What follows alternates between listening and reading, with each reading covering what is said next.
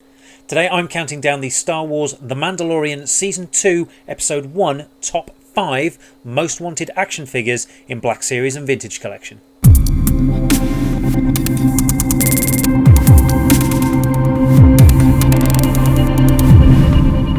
Hi, I'm Chris Cook, your host for Toys of the Jedi. Now, Season 2 of The Mandalorian has come to an end, so on this episode we're going to be taking the opportunity to look back and see which action figures we want represented in the Black Series and Vintage Collection lines. We're also going to be taking a look at what characters have been announced so far so that we can keep track of which scale is ahead in terms of character selection. Season 2 kicks off with a cracking episode called The Marshal, and straight out of the gate we're introduced to a new character, Gor Koresh, the Abyssan crime lord who is situated within a makeshift fight arena. Voiced by John Leguizamo, Koresh would make an interesting action figure and would have made a prime candidate for the 5 POA line, or included as part of a fight arena playset with a Gamorrean Guard fighter. Sadly, he is unlikely to be made in the Black Series or Vintage Collection, and he sits at number 5 on the list. Returning to the series after her appearance in Season 1 is Pelimoto, portrayed by Amy Sedaris. She's becoming a regular and deserves to be featured in the action figure line. Now, I pack her in with a bunch of tools and one of her DUM series pit droids. Now for TVC, an older pit droid sculpt could be used to save on costs, but ideally I'd like to see an all-new fully articulated sculpt for both TVC and Black Series scales. Quickly becoming a fan favourite, this one sits at number 4 on our list. Now, the number 3 figure on the list is not strictly an action figure, but it would be a very sensible addition to both scales.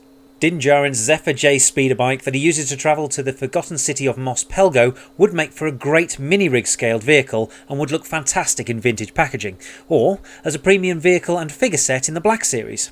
Either way, it would be a fantastic opportunity for us to get a version of the child grinning from ear to pointy little ear. You've made it this far in, so go on and click the like button. It really does help the channel within the YouTube algorithms and in turn allows us to make more videos for you. Now, without any further ado, on to number 2. In at number 2 on this list is the titular character for this episode, Cobb Vanth. Vanth first appeared in Chuck Wendig's Aftermath trilogy as a marshal sporting Mandalorian armour, and he's been brilliantly translated here into live action by Timothy Oliphant. Although his armour is slightly ill-fitting, he sports a really cool looking blaster and has a great look to him, especially with the helmet removed, which is an absolute must for any figure release of this character. This surely has to be on Hasbro's shortlist for new figures in both Vintage Collection and Black Series scales. Right, before we get to the number 1 most wanted action figure from this episode, I did just want to cover a few honourable mentions. Firstly, the as yet unnamed Weequay bartender, played by W. Earl Brown of Deadwood fame. He'd be a good character to fill out the background, and a good bartender is essential in the Star Wars universe.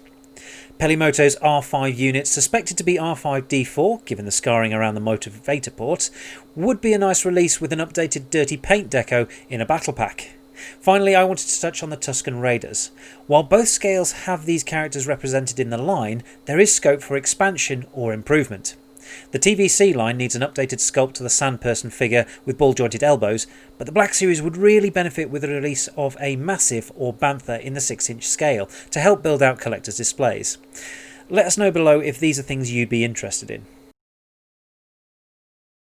It really was a very close call between the number 1 and number 2 slots for this episode. Ultimately, it comes down to the wider role that they play in the Star Wars story.